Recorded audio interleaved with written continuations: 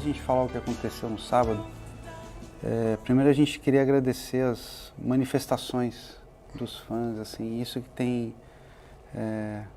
deixado a gente um pouco menos abalado com tudo isso que aconteceu tão repentinamente, enfim, que ninguém esperava. E inclusive a gente está aqui hoje em respeito a esse carinho dos fãs, porque a gente, depois de 3 dias de luto, que a gente ficou bem recluso, nossa família é uma família muito reclusa, a gente achou que os fãs mereciam uma explicação no que aconteceu, até porque que não teve velório, a gente vai falar disso tudo. Antes é importante dar um contexto sobre o André. O André, quem conhece, quem trabalhou com ele e tem uma proximidade, sabe o quão reservado ele era. Sempre foi. O André é um exemplo raro hoje em dia de um artista que não queria falar de si mesmo. Ele queria mostrar a obra dele, queria mostrar a arte dele.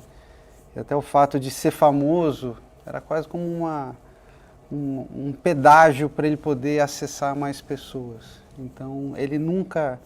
Basta ver as redes sociais dele, nem tinha rede social, porque ele não quer falar dele, nunca quis falar dele. Então, esse lado é muito importante para o contexto da história. Outra coisa o André tinha hábitos muito peculiares, entre eles o de trocar a noite pelo dia. Então ele passava praticamente todo dia dormindo e passava a noite acordado, que era a época onde ele produzia, né? Ele gostava de compor à noite. Né? Ele gostava do silêncio da madrugada para poder trabalhar, para poder... Ele era uma pessoa que não parava de estudar um minuto qualquer assunto. Então esse silêncio da noite fazia com que ele se organizasse, e unido aos compromissos de trabalho dele, que também eram noturnos, com o tempo ele foi se habituando a ficar acordado pela madrugada e ia dormir no começo da manhã, por aí. A gente até brincava com ele de tanto fazer sucesso no Japão, ele adotou o fuso horário japonês, porque ele ficava...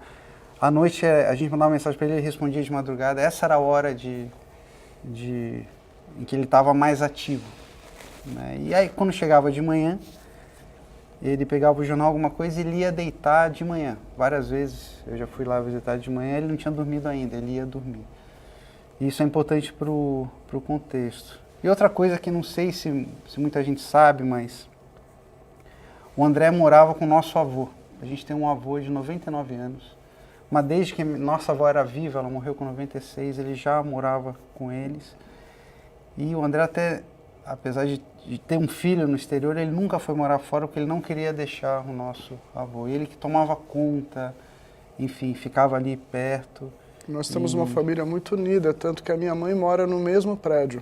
Então nós temos como se as 2 casas fossem uma só, não é nada de rixa, nada, é exatamente por união, e ele optou por ficar lá para cuidar dos nossos avós já há muitos anos, e as casas eram as 2 casas abertas a portas, são até hoje, né, abertas a portas o tempo todo mundo frequenta as 2 casas, existem 2 andares de diferença de um apartamento para o outro, então era como se fosse uma extensão de uma única família. E ele estava num momento muito feliz, que ele ia ver o filho dele.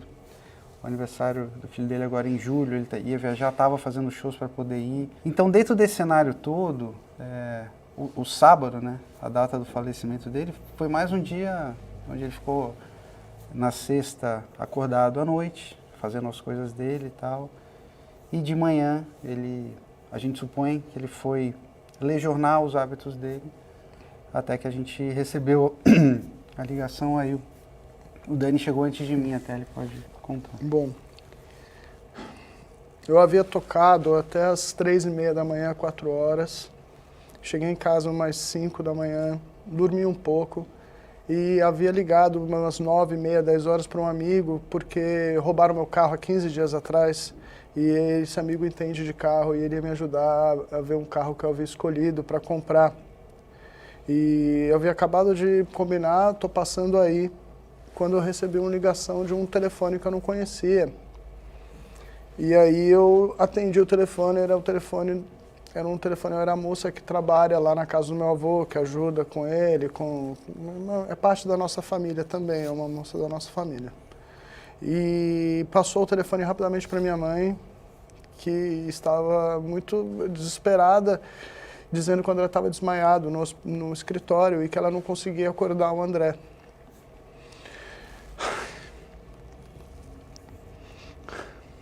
Eu peguei, eu estava com o carro dela emprestado e eu fui correndo para lá. Eu consegui chegar lá em aproximadamente uns 20 e poucos minutos e vi ele lá desacordado com ela ajoelhado ao lado dele tentando reanimar. Nessa hora, eu comecei a fazer respiração boca a boca e massagem cardíaca nele. A gente é leigo, a gente faz o que pode, e aí eu ouvia alguns barulhos, algumas coisas, eu tentava, ele estava quente, ele estava mole, a gente tentando, e eu não sei o quanto tempo isso dura, porque nessas horas o mundo para de girar quando essas coisas acontecem, e a gente não tem a menor noção do tempo. Quando chegou, ao mesmo tempo, tanto o SAMU quanto a ambulância particular que havíamos chamado, no mesmo momento, eles fizeram todos os procedimentos possíveis, eles deram as injeções que tinham que dar, eles... Foram incríveis. Conseguiram reanimar o André. Os batimentos do André voltaram. E a gente pegou e levou o André para a ambulância, a gente carregou ele para a ambulância. E deixamos ele na ambulância, corremos para a garagem, pegamos o carro, fomos para o hospital. E quando a gente chegou lá, a médica já estava aguardando a gente na entrada do hospital para dizer que o André não havia resistido a esse trajeto. Aí foi terrível, porque eu estava com a minha mãe, a esposa do André chegou em seguida, e eles não preciso nem falar o quanto o choque foi grande, a gente não esperava, não era uma coisa... Ele estava completamente feliz, ele estava completamente... Tinha shows marcados, ele estava indo ver o filho na dele. Suécia em poucos dias, ele estava super cheio de planos, ele tinha feito um show maravilhoso, que ele estava feliz de ter feito no Espaço das Américas. Reencontrou o Sacha. Reencontrou os amigos no Avanteja, ele estava realmente feliz e a gente nunca ia esperar isso. E aí a gente começou a tomar a frente de todos os trâmites burocráticos de liberação de corpo. Que foi muito... Como o óbito não foi no hospital, o hospital não pode dar o atestado. Então teve que ir lá para o SVO, Serviço de Validação, Verificação de Óbito, no IML, enfim. E foi um processo muito demorado, muito mais do que o normal, porque não sabia a causa da morte e o hospital não tinha como dar esse laudo, né, médico. E a gente ficou lá horas esperando no sábado. Eu e ele, a gente tomou a frente, pediu para minha tia voltar para casa, para ficar, ela ainda está muito abalada. E aí acho que vale uma explicação para as pessoas, assim, nesse momento, quem já passou por isso sabe, né? Nesse momento de tomar decisões, você está muito abalado, a gente começou a falar, putz, agora vai ter que ter um velório, acho que é legal ser um velório num lugar bacana, a gente ficou conversando onde é que podia ser, onde não podia ser. A gente mesmo se assustou com a proporção... Já nas redes, da mas notícia, como que já sabem disso, crescendo. foi muito rápido. E Qual a causa da morte no laudo? Qual é? A causa da morte é infarto agudo do miocárdio, foi isso, tá no laudo, a gente até mostra para vocês verificarem. E é isso, e demorou para vir isso, então tinha essa incerteza, o que foi, como assim, o que aconteceu. Mas enfim, a gente tinha que tomar as rédeas ali e tomar uma decisão. E o ímpeto inicial, e a gente ficou muito tempo atrás de arrumar um lugar para velar ele, para as pessoas verem, né, enfim, se despedirem, homenagearem, uma coisa. A gente está vendo as homenagens agora na internet, as pessoas estão fazendo, é lindo isso é muito confortante. Mas foi demorando, não encontrava lugar, muita gente entrou em contato, né, primo, até para... Eu gostaria até de pedir para fazer uma lista de agradecimento de pessoas que se prontificaram a ajudar a gente tentou até o último minuto fazer um velório, uma homenagem, mas era um sábado à noite e todos os lugares tinham eventos, todos os lugares as coisas não foram dando certo à medida que a gente propôs. Então, assim, eu peço até uma licença para que, vou pedir para ele ler porque eu não tenho condição, e de que eu preciso muito realmente agradecer as pessoas que ajudaram. Primeiro a Lu, mulher do Dani, que ficou centralizando tudo isso, indo atrás de lugar. E muitas pessoas se prontificaram. Eu vou ler uma lista, tem até mais pessoas, tá? Desculpe se a gente esquecer de alguém. Mas o Kleber Papa, diretor cultural... Só um adendo, o Kleber Papa foi um anjo. Eu não tenho outra palavra para ele. Ele mobilizou todos os contatos, ele foi em todos os lugares, ele botou pessoas correndo atrás disso a noite inteira. E assim, eu sou grato pro resto da minha vida, do fundo do meu coração, a todos que estão aqui, mas ele me comoveu com a vontade dele de ajudar. Eu sou muito grato a ele.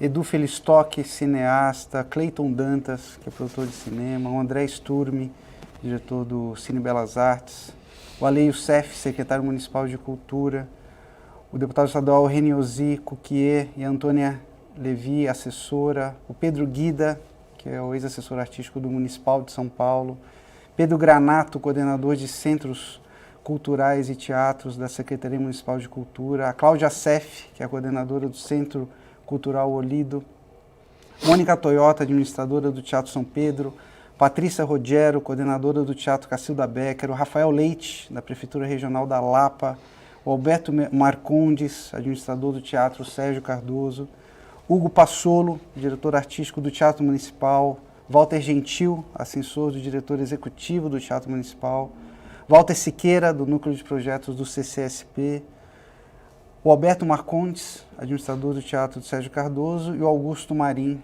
diretor do Teatro Comune, que foram, assim, entre outras pessoas. Com certeza a gente está esquecendo de alguém, mas a gente está sem cabeça e a gente está tentando não esquecer de ninguém, mas que todos se sintam abraçados e eu sou muito grato a tudo que eles fizeram. À medida que a gente mobilizou muita gente, a gente mobilizou muitos lugares, nenhum lugar dava certo. Eu me lembro de ter que decidir e a gente não encontrar nenhum lugar. Só que ao mesmo tempo, eu lembro de uma cena que o André, uma vez, no dia da morte do Ricardo Boechat, nós tínhamos uma ligação com o Ricardo Boechat, a família inteira. Minha mãe é da mesma cidade dele, estudaram juntos na mesma universidade. E eu sou ouvinte até hoje do programa dele, todo dia pela manhã, faz parte da minha rotina, todo mundo da família. A diversão do André de manhã, eu lembro dessa imagem ali, escutando o Boechat e o Zé Simão, ele dando risada com aquela voz poderosa dele, tomando banho, enfim. Ele ia dormir ouvindo o Boechat. E eu passei lá um dia à noite da morte do Boechat, sabendo que eles estavam muito tristes. Eu queria dar um abraço em todos, fui lá dar um abraço à minha mãe, fui dar um abraço no meu avô, nele. E a gente ficou vendo a imagem do velório do Boechat, do enterro. E uma hora ele virou para mim e me disse: cara, se algum dia alguma coisa acontecer comigo, eu não quero nada disso. Isso não tem nada a ver comigo. Ao mesmo tempo que todos os lugares foram caindo, eu só consegui fechar lugares que apareceram no domingo, já pela manhã, quando eu já tinha que ter decidido, o caixão nem ia poder estar aberto. Então, assim, eu não tinha como, eu tive que tomar uma decisão. E, gente, vocês podem ter certeza que o que a gente fez de maneira discreta, porque o André era um cara reservado. O André me pediu isso. O André queria, era o último pedido dele. A gente está muito emocionado com as homenagens, mas entendam que fazer de maneira discreta também foi uma homenagem. Ele me pediu isso, eu não podia negar. Não é nenhum egoísmo da nossa parte. A gente entende que muita gente gostaria de se despedir, mas ele não queria. E, assim, a gente tentou, de fundo do coração, fazer as coisas. A gente entende que nessa hora as coisas acontecem por si próprias e a gente entendeu que não era para fazer. E fomos até o último minuto, até a fila da funerária, tentando arranjar um lugar para que tivesse o velório. Então eu peço a todos que que quando lembram do André, que sorriam. Com as homenagens que estão fazendo, a gente está descobrindo coisas que ele fez, porque se a gente não perguntasse, ele não falava. Primo, como é que foi o show? Foi ótimo. Aí agora as pessoas postando, outro dia, por exemplo, eu vi que alguém postou ele cantando Bohemian Rhapsody.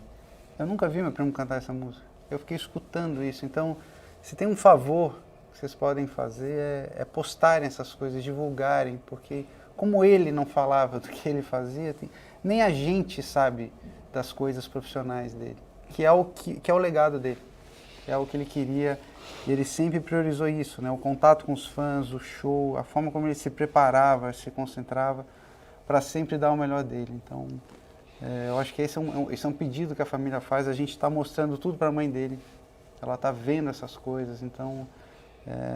E de novo, agradecer esse carinho que vocês estão fazendo, não tem preço, de vocês estarem... Essas homenagens, a história do dia 8 de junho virar o dia do metal, incrível essa ideia, assim, se acontecer isso vai ser maravilhoso.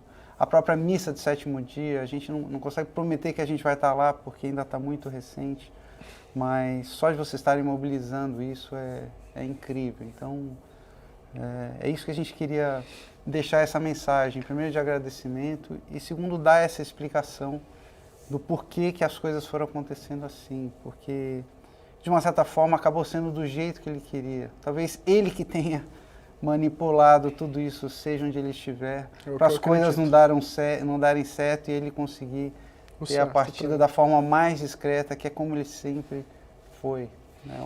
A gente tem muito respeito pelo amor que cada um sente pelo André. Simplesmente, ele teve um infarto agudo no miocárdio, numa idade em que isso é fulminante.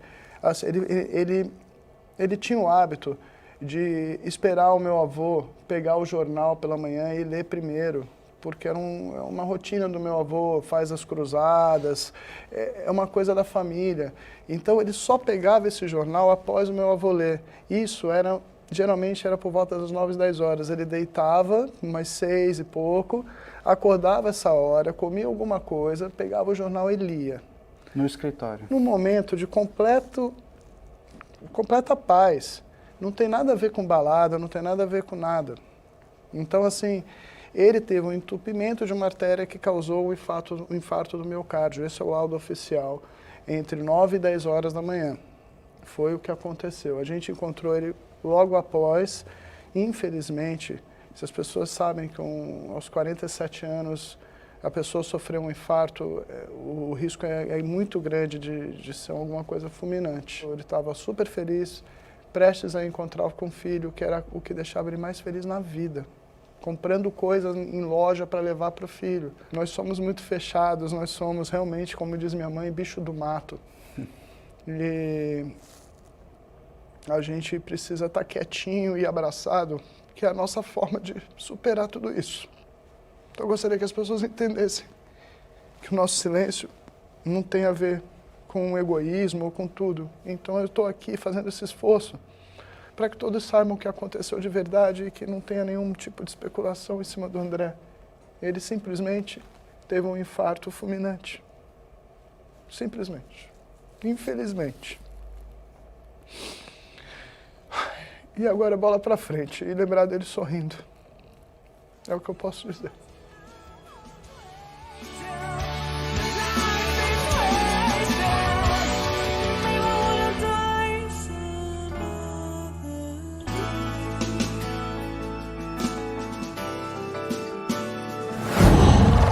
Qual?